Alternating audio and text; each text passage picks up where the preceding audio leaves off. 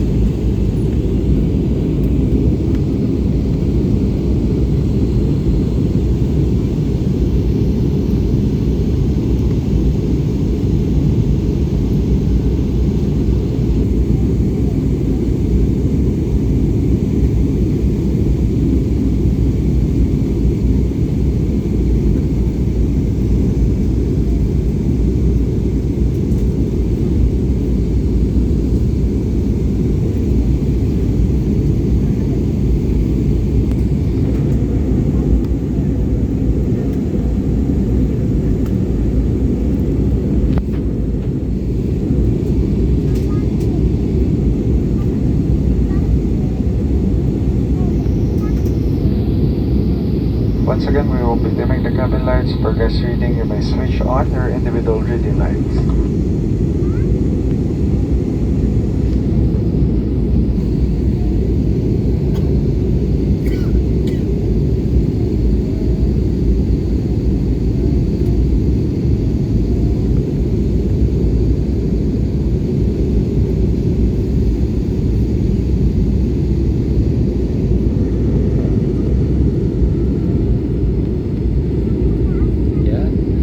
Lawak, laki ng Davao City, no?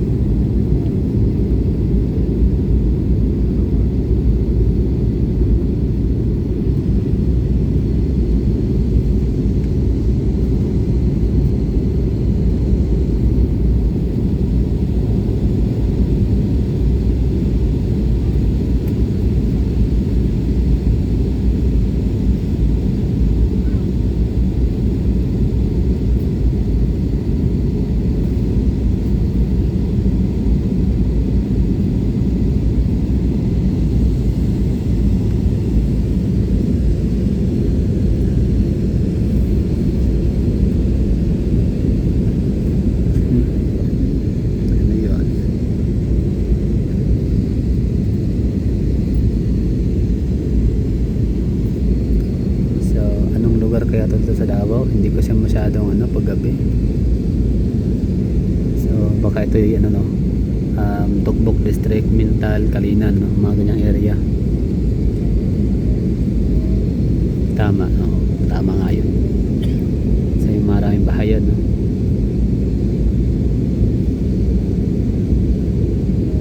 Subdivision.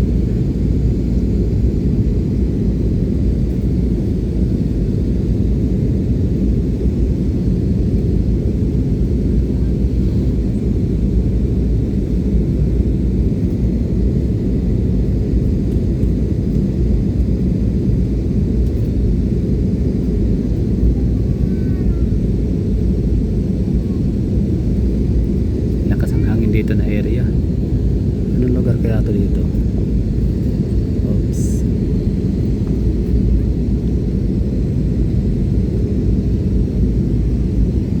Yan ang Sidba. May mga bahayan din.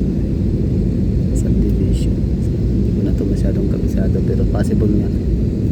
Itong area na to dito ay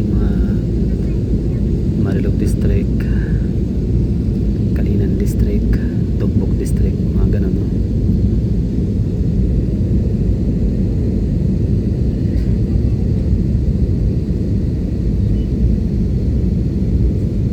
Grabe lapad, no? Davao City. Mula nung kanina sa nakita natin, Davao lahat yun. Hindi pa to kasama ang taga southern part of Davao. Yun yung mga Toril District, mga bulubunduki kasi nasa kabilang parte na view. So dito kasi tayo ngayon sa may left side, facing Samal.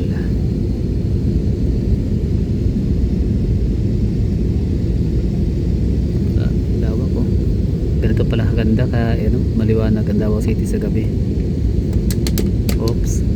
Itong view na ganito, hindi natin ito makikita kapag doon tayo lalanding sa may Samal.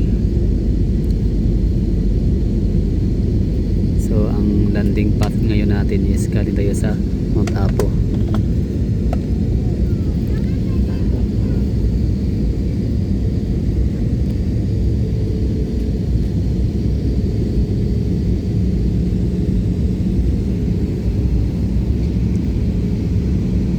Nice one.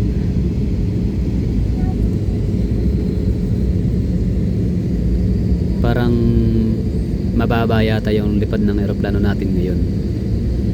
Hindi naman siya propeller plane. Pagkakaalam ko yung based on my own experience na madalas sa mga nagpa-flying low ay ang mga propeller plane. Yan yung mga nasakyan ko. Cebu to Davao, Cebu to Boracay, and Cebu to Iloilo. Ayun, hindi pala nakapag Boracay. Cebu to Iloilo pala. So yun, na-try ko yung mga propeller plane na maliliit na aeroplano. Pero ito siya, baba na kanyang lipad. Yan. So yun na nga, ito na yung Dika Homes sa gabi. Wow, Dika Homes Talumo, tama ba? Or Dika Homes Takunan. Naalito yan sa Talumo, Dika Homes Talumo nga yan. Tapos ito na yung MacArthur West CP Garcia.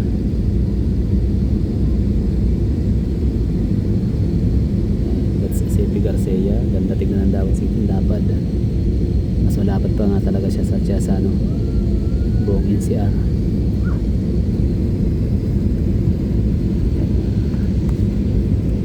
Paliko na tayo sa may coastal road. Galing. Yan, daming housing, bahayan. So itong mga lugar na to, meron na dito silang mga sariling shopping mall, Toril, no? Sayang yung Toril na nakita. Although kita ko dito sa mga naked eye, Toril yan, Bayabas Crossing.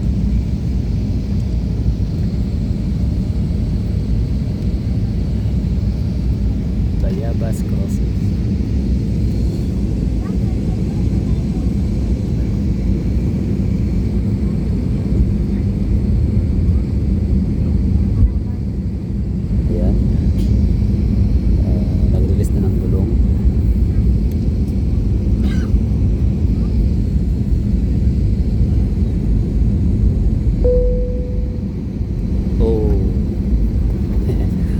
sila.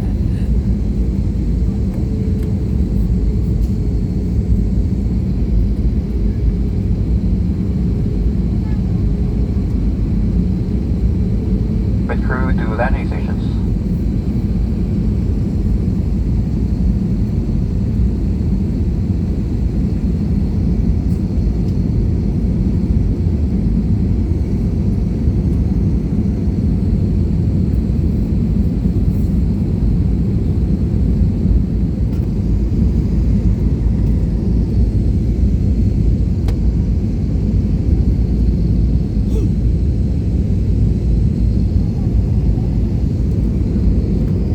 Okay.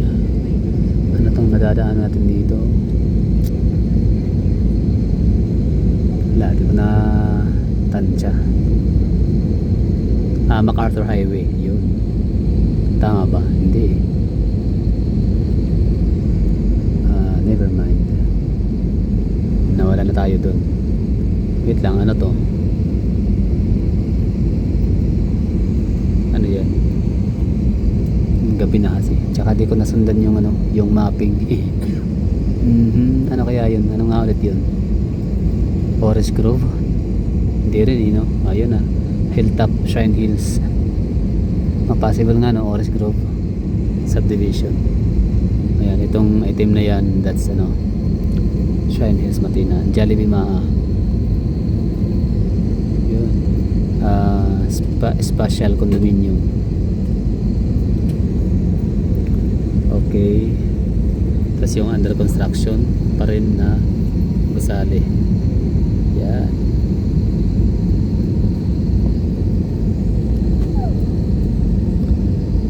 So ito I mean Bacaka area, no? El Rio Park, Davao Park District. Ayun, Soto Grande, Dalon, nag-iisa. Nag-iisang mataas na gusali sa ano yun? Crocodile Park. Ito naman ang Ion Blue. Tama ba? Yan ba yun? That's Ion Blue. Yan, pambihirang pagkakataon na makikita natin yan sila sa Kalawakan. Overhead or overview.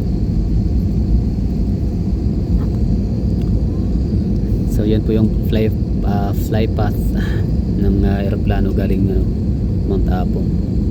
Dadaan sa ibabaw ng Shrine Hills, Jacks Ridge. Tapos yan, Davao Park District, tapos El Rio, tapos Buhangin, no? Roseville. Ano yun? Ano yung maitim na yun? Ibig sabihin ano yun eh, Kakahuyan. Okay, yan na palanding. Okay, Roseville, Mamay Road. Alright.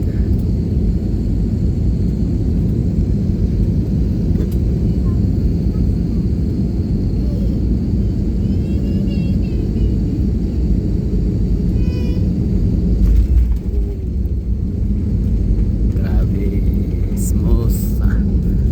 The best, galing. Ganda ng landing. Basta yung pinaka nakatakot na landing na na-experience ko yung papuntang Tacloban. Grabe, kulang na lang yun mag-overshot, or muntikan kami mag-overshot nga nun talaga. Hello Kasi, everyone, Cebu Pacific welcomes you to Davao International Airport. yun na. For your safety and comfort, please remain seated with your seatbelts fastened until the captain turns off the fasten seatbelt sign. Please check your surroundings to ensure you do not leave any of your personal belongings behind. Be cautious when opening the overhead bins as heavy items may have moved during the flight.